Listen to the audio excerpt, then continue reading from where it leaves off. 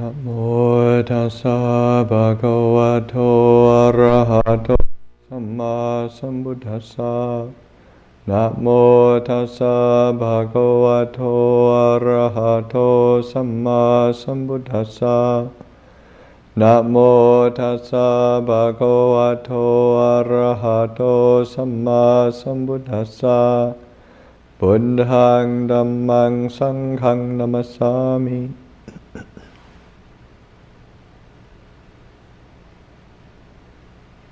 So this evening I'll continue on the theme of the hindrances in meditation, the idiom that's used by the Buddha to describe the hindrances is that which obstructs awareness and weakens wisdom. It's a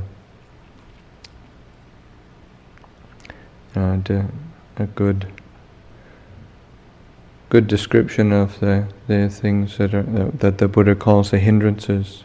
Hindrance of sensual desire, hindrance of ill will, hindrance of sloth and torpor, hindrance of restlessness, worry, and hindrance of doubt, wavering. So these are the qualities of mind that obstruct the ability of the mind to sustain awareness and to be strong and firm in wisdom, discernment. It weakens the wisdom of the mind. So that in meditation we need to put attention on the dealing with these hindrances skillfully. It's one of the things that the Buddha talks about is what we like the feeding, nourishing of the hindrances, and the starving of them, the cutting off their sustenance, and we tend to sort of feed the things that end up obstructing us, and then starve the things that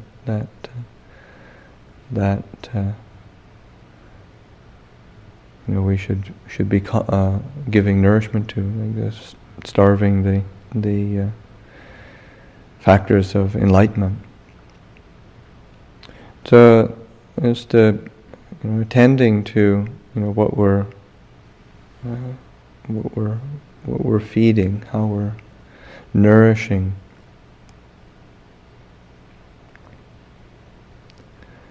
It's like I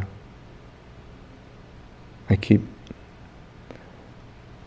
one of my pet peeves in the monastery is people who feed the dogs all the time and come around. You feed them and they hang around. You end up with pet dogs that you have to deal with.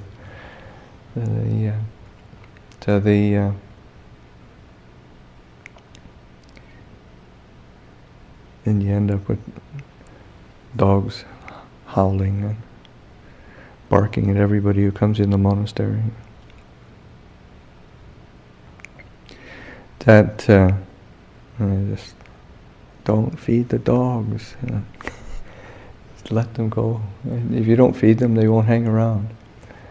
It's like the hindrances. You don't feed them, and they don't hang around. Yeah. Or you have somebody shows up some visitor, some guest who you don't particularly like or want to have to deal with, and you sort of invite them in for coffee and feed them cake and give them all sorts of things, and well, they'll hang around. And it's not strange. So that the same thing with qualities of mind. That learning. Well, what is it that's the nourishment of that hindrance of sensual desire? Then, when the mind attends to that which is attractive, is interesting, is one sees it as appealing, and it that feeds that sort of the desire mind. Oh, I like that. I want that. That really. That's really fascinating, and that that feeds the desire mind. So that in meditation, really learning how to attend to the things that help to cool the mind and settle the mind. The themes of contemplation that are maybe more sobering, and they go against that stream of desire. That one of the chants that we do, that the Buddha says we should be contemplated every day. And just I'm saying, I'm of the nature to age. I've not gone beyond aging. I'm of the nature to sicken. I've not gone beyond sickness. I'm of the nature to die. I've not gone beyond dying. We bring those kind of reflections out, and direct attention to those more sort of sobering qualities. Then that has the tendency to attenuate the desire mind, attenuate that seeking gratification and stimulation, and so that allows the mind to settle and become cool. Because when the mind is functioning from that place of sensual desire, then it's this sense of seeking, looking, desiring, wanting, craving, and it's not really satisfied by anything. It's like when you notice when we're eating. It's just how the mind, we'll have food in our mouth and chewing it, and the eyes will be looking at what's next. What can I get now that will satisfy me? And of course, it's a constant shifting, moving. So it's not settling. It's not peaceful. It's not mindful. So that obstructing, it obstructs awareness and obstructs mindfulness, and weakens discernment. Because when the mind is not settled, it's not steady, then it's difficult for it to discern clearly. So that to recognize that say the tools that we're using, bringing out, and so that sense of feeding or starving the hindrance, not giving it what it wants or what it craves, is giving the mind an opportunity to come to a place of balance and composure, and getting settled, being settled. And the hindrance of ill will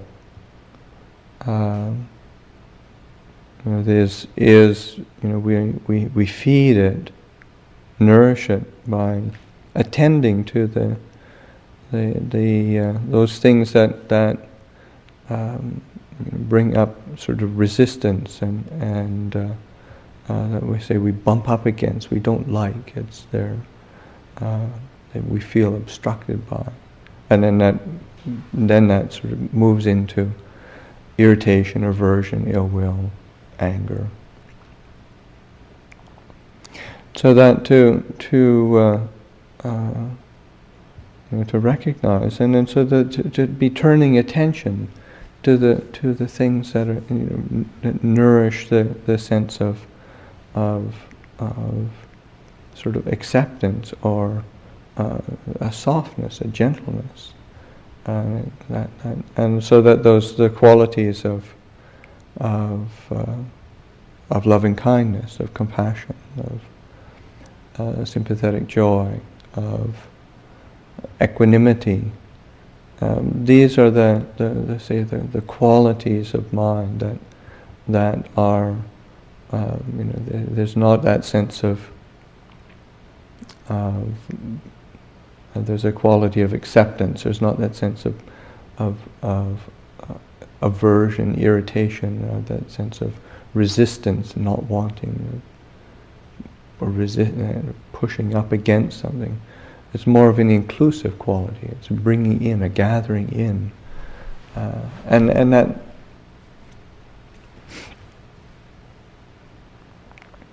is attenuates that hindrance of ill will.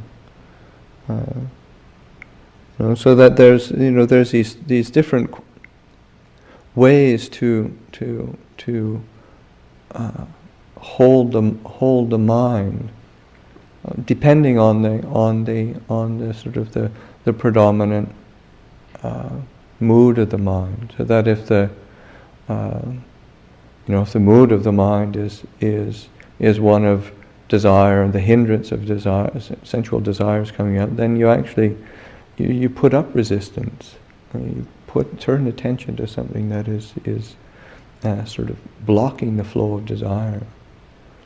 Whereas that if the underlying sort of mood of the mind, that kind of tone is one of aversion and ill will, irritation, then you want to be nourishing the quality of acceptance, of gathering in. So you have to recognize clearly, well, what is what's the state of the mind? What's it being conditioned by? Because if we don't do that, then we tend to, say, operate from our preferences or our ideals. So that either the mind sort of, well, I like this kind of feeling of acceptance and gathering in, and this sense of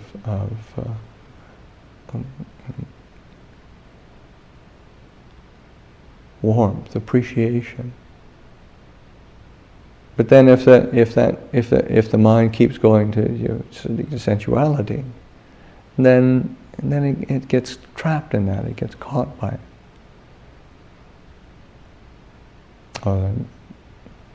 Remember one time there was a monk who I knew, and he, out of kind of idealism, he just kept using the say like objects of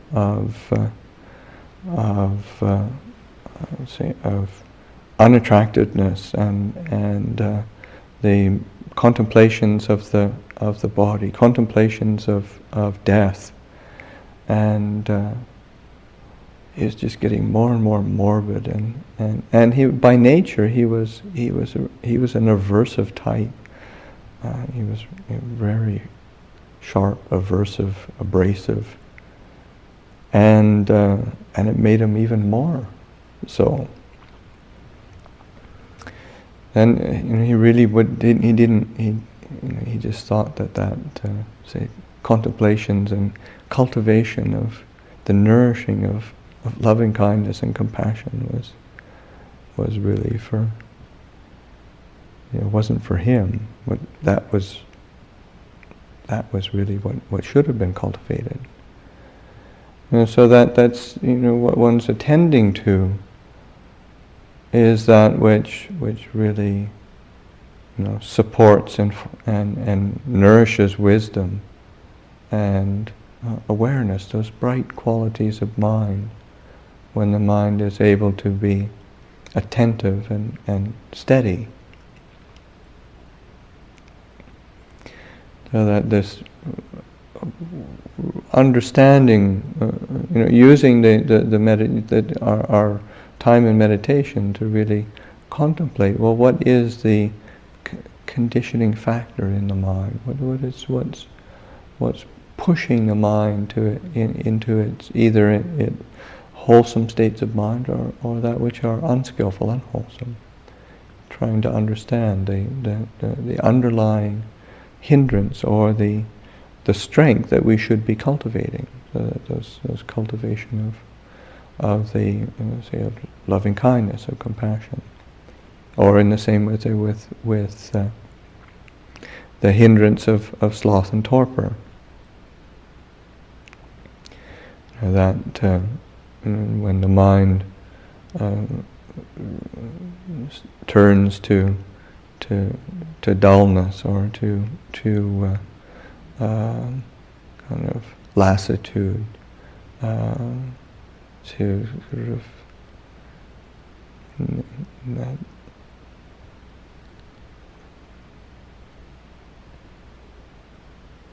sort of sleepiness, drowsiness, yawning, and there's a certain kind of pleasure in that.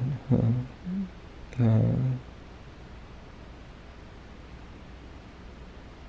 remember one time this novice we had at a monastery, and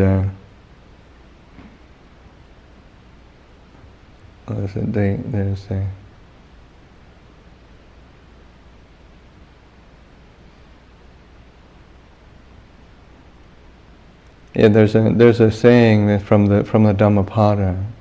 So there's no greater happiness than nibbana, and this novice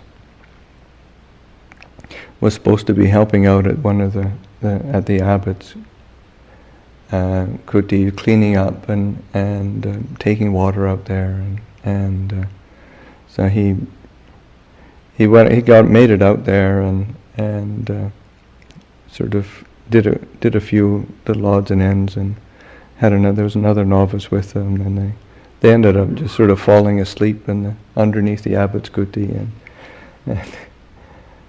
and the senior monk, and he heard them sort of rouse themselves sometime later in the afternoon, and the novice sort of, you could almost hear him sort of just yawn, give a big stretch, there's no greater happiness than sleeping. It's the novice's nibbana. The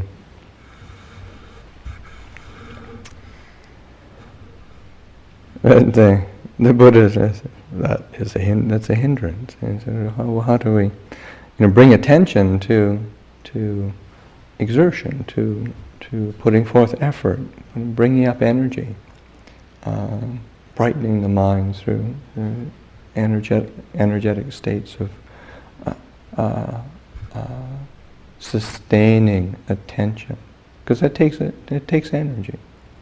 It takes a certain energy, and once one is I would say skilled in that, has cultivated that, and one sees the benefits that derive from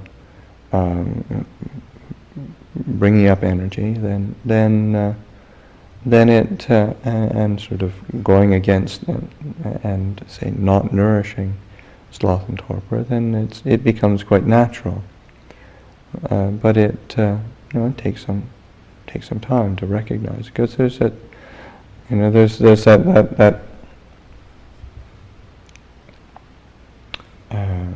habit in the human condition of just following what is easiest, the sort of the path of least resistance. So that to bringing up one goes against that tendency by say putting forth effort and overcoming the tendency to sloth and torpor, to lassitude, and one experiences the fruit of that, and the mind becomes brighter. There's a very satisfying feeling in the mind when one is able to sustain a sense of alertness and awakeness, really being awake for the whether it's meditation or whatever one's doing. There's a sense of satisfaction, happiness that arises from that, sort of waking up to our life, really. That restlessness as a hindrance is when we attend to the things that agitate, make us fretful,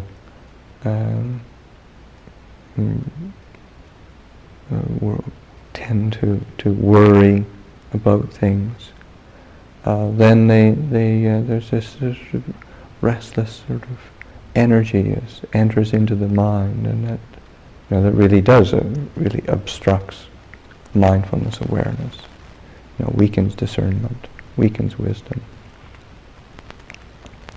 and that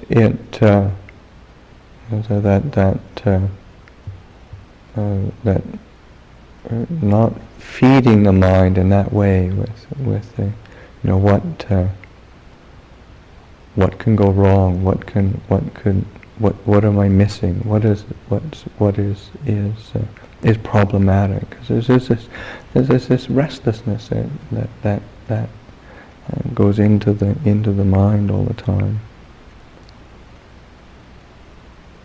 And,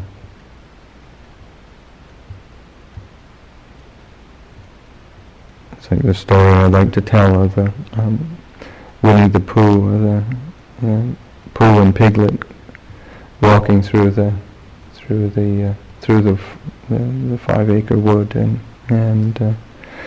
middle of a storm, the wind is blowing, the rain's coming down, and Piglet's getting really worried. It's that something disastrous is going to happen, and there's going to be. And finally, sort of bursts out and asks Pooh, what'll happen if a branch falls down or a tree falls down, and crushes us, hurts us? And Pooh sort of went really quiet for a while. I said, well, what if it doesn't? What if it doesn't? What if it doesn't? What if it doesn't? What if it doesn't? What if it doesn't?